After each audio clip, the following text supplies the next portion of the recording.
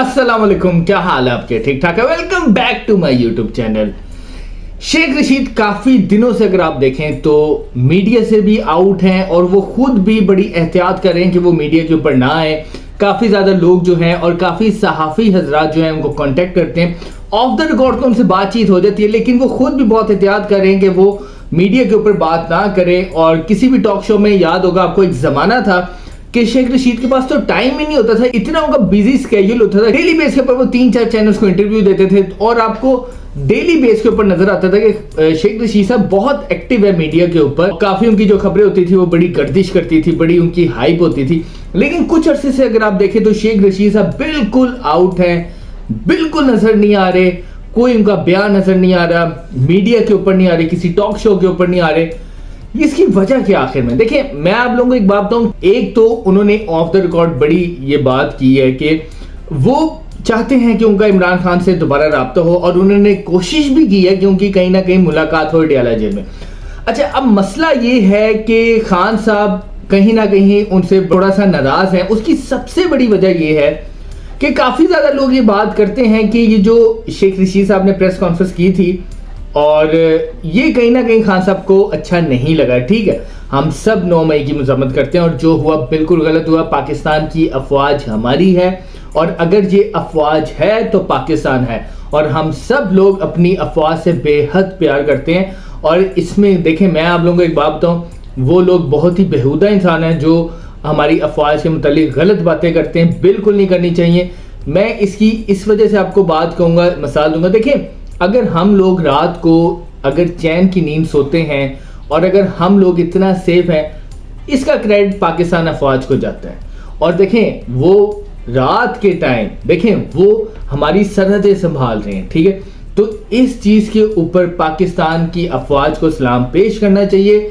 और ये हमेशा एक बात याद रखिएगा कि हमेशा पाकिस्तान की अफवाज हमारे मुल्क और हमारे पाकिस्तान के लिए बहुत अहम है और जितनी हमारी अफवाज मजबूत होगी ये पाकिस्तान मजबूत होगा। अच्छा, खान साहब ने शेख रशीद साहब से थोड़ी सी नाराजगी का इजहार किया था, लेकिन उसके बाद जो है आपको याद होगा कि 8 फरवरी का इलेक्शन आया था और खान साहब ने उनके मुकाबले में भी अपना उम्मीदवार खड़ा किया था। तो यहां से काफी ज्यादा लोगों को नजर आ गया था कि शायद अब खान साहब की और शेख रशीद साहब की उस तरह की अंडरस्टैंडिंग नहीं है। उसके बाद अगर आप देखें तो 8 फरवरी के बाद पाकिस्तान का सियासी मंजरनामा बिल्कुल ही तब्दील हो गया। अब ये देखें, एक चीज बड़ा क्लियर है कि चौधरी निसार साहब अपने हल्के से हार गए। उसके बाद शेख रशीद साहब बहुत बड़े सियासतदान है, वो भी अपने हल्के से हार गए। ठीक है, इस चीज का क्या मतलब? और शेख रशीद साहब को बहुत कम वोट पड़े और उनके मुकाबले में जो पाकिस्तान तहरीके इंसाफ का जो उम्मीदवार था उनको इनसे कई गुना ज्यादा वोट मिले। इसका मतलब ये था कि पिंडी की आवाम ने भी शेख रशीद साहब से नाराजगी का इजहार किया और उन्होंने यही बात की कि लास्ट टाइम भी जो शेख रशीद साहब असेंबली में आए थे उसके अंदर पाकिस्तान तहरीके इंसाफ के वोटर्स का बहुत अहम किरदार था। अब जो है शेख रशीद साहब ने ये बात की है कि मेरी खान साहब से कोई लड़ाई नहीं है, खान साहब से मेरे बड़े अच्छे ताल्लुकात हैं और मैं तो खान साहब के साथ हूं, मैंने कभी खान साहब के साथ बेवफाई नहीं की और मैं खान साहब के साथ आखिरी दम तक खड़ा रहूंगा। ये अभी भी शेख रशीद साहब के अल्फाज हैं। लेकिन अगर दूसरी तरफ देखें तो पाकिस्तान तहरीके इंसाफ के जो बाकी लोग हैं जिन्होंने जेलें भी काटी हैं, देखें इसके अंदर ना अब शेख रशीद साहब का मुवाजना जो किया जा रहा है ना, वो 2 लोगों से किया जा रहा है। वो किया जा रहा है चौधरी परवेज लाई साहब से, वो किया जा रहा है शाह महमूद कुरैशी साहब से। अब ये क्यों किया जा रहा है, ये मैं उसकी वजह बताऊं। देखिए, सबसे ज्यादा जिन लोगों के ऊपर इतबार था वो खान साहब का साथ छोड़ जाएंगे ना, उनमें सदे फहरिस्त जो थे वो थे चौधरी परवेज लाई साहब और शाह महमूद कुरैशी साहब। जितने तजिया कर उठा के देख लें, हामिद मीर साहब ने भी बात की कि हमें यकीन ही नहीं आता कि परवेज इलाई साहब भी इस सिस्टम के खिलाफ खड़े हो गए। जब इन दोनों ने अपनी वफादारी खान साहब के साथ साबित की तब लोगों ने फिर ये बात की कि देखें, अगर चौधरी परवेज लाई साहब और शाह महमूद कुरैशी साहब इतने मुश्किल हालात काट सकते हैं, जेलें काट सकते हैं, खान साहब के साथ आखिरी वक्त तक खड़े रह सकते हैं, तो शेख रशीद साहब क्यों नहीं कर सकते थे? और अब जो है काफी ज्यादा लोगों का इस चीज के ऊपर है कि देखें, अभी सनम जवेद जो है अभी उनको दोबारा जमानत मिली और अब वो गुजरांवाला जेल चली गई। ठीक है, सनम जवेद अगर आप देखें तो वो उस बेचारी के साथ अब आके यार ये सारे लोग कह रहे हैं कि ज्यादती हो रही है कि उसको एक केस में जमानत मिलती है, दूसरी जेल में वो चली जाती है, लेकिन उसका आप अगर हौसला देखें तो उसका हौसला बहुत ऊपर है। और दूसरी तरफ मैं आप लोगों को एक बात बताऊं, देखिए काफी चीजें ये डिस्कस हुई हैं कि खान साहब ने कुछ नामों की मंजूरी दी है और खान साहब ने कहा कि जिस तरह वापस गए थे उसी तरह प्रेस कॉन्फ्रेंस करके वापस आएंगे। और मैं अभी आप लोगों को बता दूं कि उसमें फवाद चौधरी साहब का जो नाम है उसके ऊपर मंजूरी हो चुकी है, और शायद जो है ये मैं आप लोगों को बताऊं कुछ और लोग भी है, लेकिन असद उमर साहब से बहुत नाराज है खान साहब। मेरा एक अपना अंदाजा है कि उनको वो पार्टी में वापस नहीं लेंगे। शेख रशीद साहब से भी वो नाराज हैं, शायद उनके साथ मामला अभी नहीं आगे चल के शायद सही हो जाए।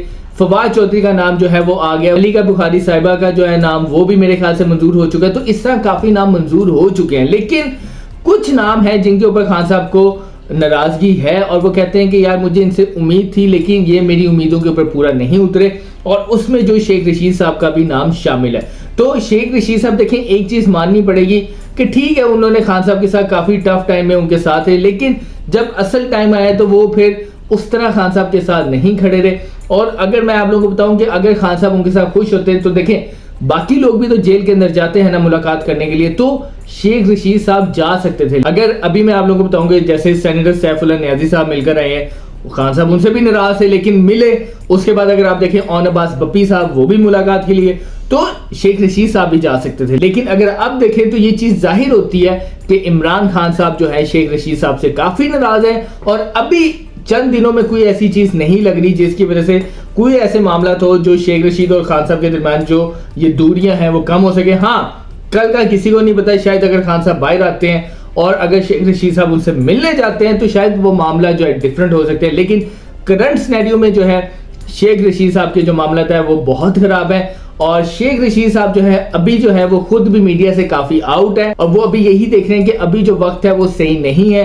अगर खान साहब बाहर आते हैं, उनके साथ मुलाकात होती है और अगर कुछ मामला सही होते हैं तो फिर जो है वो मेरे ख्याल से मीडिया के ऊपर आएंगे, क्योंकि अगर वो मीडिया के ऊपर आएंगे तो फिर उनको काफी ज्यादा सवालों का जवाब देना पड़ेगा। और सबसे ज्यादा जो मेन सवाल होगा वो यही होगा कि आपकी इमरान खान साहब से कैसी है। और शेख रशीद साहब ने एक ही जवाब देना है कि मेरे उनके साथ मामला बहुत अच्छे हैं, लेकिन ये जो 8 फरवरी का इलेक्शन हुआ है और इनके मुकाबले में जो पीटीआई ने अपना उम्मीदवार खड़ा किया, तो यहां से फिर अगले सवाल पूछेंगे कि अगर आपके मामला सही है तो फिर आपके खिलाफ उम्मीदवार इन्होंने क्यों खड़ा किया। ये वो सवाल है जिसका शायद शेख रशीद साहब प्रॉपर्ली मीडिया के ऊपर जवाब ना दे सके, और इसी वजह से शेख रशीद साहब आजकल मीडिया से काफी ज्यादा आउट है। तो मिलते हैं अपने नेक्स्ट व्लॉग में नई खबरों के साथ। पाकिस्तान जिंदाबाद।